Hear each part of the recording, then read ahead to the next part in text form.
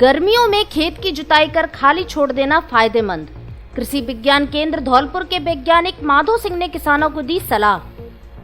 कृषि विज्ञान केंद्र धौलपुर द्वारा जिले के किसानों को गर्मियों में गहरी जुताई के महत्व के बारे में जानकारी साझा की है, जिसमें बताया गया है कि किसान अक्सर खेत की जुताई का काम बुआई के समय करते हैं, जबकि फसल के अच्छे उत्पादन के लिए रबी फसल की कटाई के तुरंत बाद गहरी जुताई कर देनी चाहिए।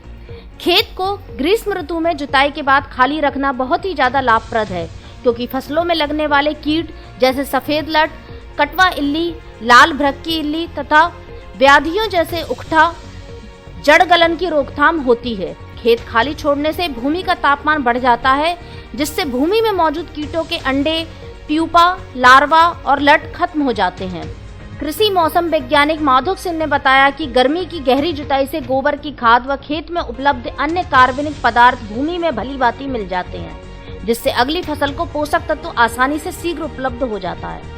खेत की मिट्टी में ढेले बन जाने से वर्षा जल सोखने की क्षमता बढ़ जाती है, जिससे खेत में ज्यादा समय तक नमी बनी रहती है।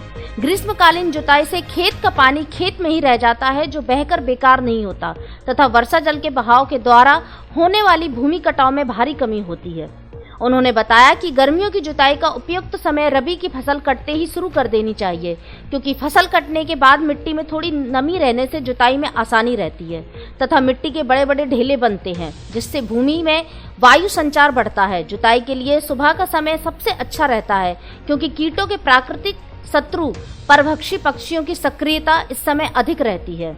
इसके साथ ही गर्मी की जुताई 15 सेंटीमीटर गहराई तक करनी चाहिए।